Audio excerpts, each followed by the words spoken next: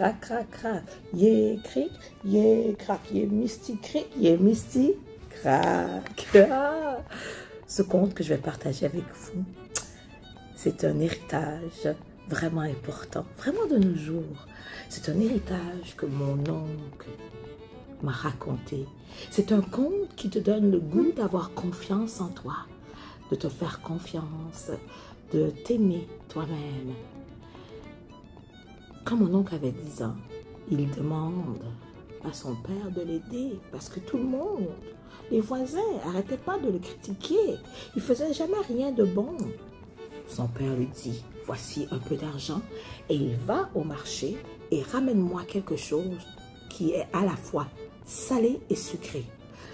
Mon oncle court rapidement, mais il ne trouve rien qui est à la fois salé et sucré. Il revient à la maison, bredouillant, triste. Il dit, oh non, tu ne pourras pas m'aider. Son père dit, ça va. Allons ensemble au marché. Ils vont ensemble et là, son père achète une langue de bœuf et lui dit, tu vois cette langue de bœuf, elle peut être très salée. Tellement salée, ça fait mal. C'est comme quand les gens te disent quelque chose de très méchant. Hein? Ça te rend triste. Mais elle peut être bien assaisonnée pour être très sucrée. Et là, c'est comme quelqu'un te donne tellement de compliments que ça te monte à la tête et tu deviens très vaniteux. Bon, va chercher ton âne et on va se promener. Non, je ne savais pas qu'est-ce que mon père voulait dire. Alors ensemble, voulait faire. Alors ensemble, ils se rendent dans un premier village. Avant de rentrer dans le village, son père lui dit, assieds-toi sur l'âne et écoute les commentaires des gens. Aussitôt qu'ils rentrent dans le village, les gens sont comme, oh, regarde-moi. Ce petit jeune gâté qui laisse son vieux père le tirer à dos d'âne. Oh, quel paresseux les jeunes de nos jours. Là, ils sortent de ce village, ils se rendent vers un autre village. Cette fois-ci, son père dit, laisse-moi m'asseoir sur l'âne et toi tire l'âne. Aussitôt rentrés dans le village, à peine 2-3 pas, ils entendent, mais regarde-moi ça. Le vieux là, tout paresseux, qui fait le pauvre enfant le tirer à dos d'âne. Oh, comment ces vieillards-là de nos jours. Oh, et ce petit garçon qui a travaillé toute la journée, je l'ai vu au marché.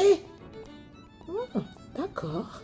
Là, ils sortent de ce village et se rendent dans un troisième village. Cette fois-ci, le père dit, écoute, on va s'asseoir tous les deux. Et tu vas voir, écoute bien les commentaires. Ils entrent dans le village. Et une fois au centre du village, ils entendent. Qu'est-ce qu'ils entendent pas? Oh là là là là là là là là là! Vous avez vu ça? Les deux paresseux sur le dos de pauvre animal. Ils sont tout lourds, tout pesants. Pour travailler un âne comme ça, c'est de la méchanceté aux animaux. Et là, ils sortent du village. Et là, le père lui dit, tu as vu mon fils? À chaque village, qu'est-ce qui se passait? Ben, quelqu'un avait un commentaire contraire et on était toujours dans le tort d'avoir fait quelque chose de mal. Exactement. Alors, tu vas voir, la critique ne va jamais arrêter. Mais c'est à toi de savoir qui tu es et connaître tes intentions. Et tu vas grandir à toujours bien faire. Alors ne t'inquiète pas. Juste fais-toi confiance et apprendre les bonnes choses à faire. Tu l'as en toi. Ça, c'est un bon conseil. Hein? Faire face à ces critiques à droite, à gauche, tout le temps.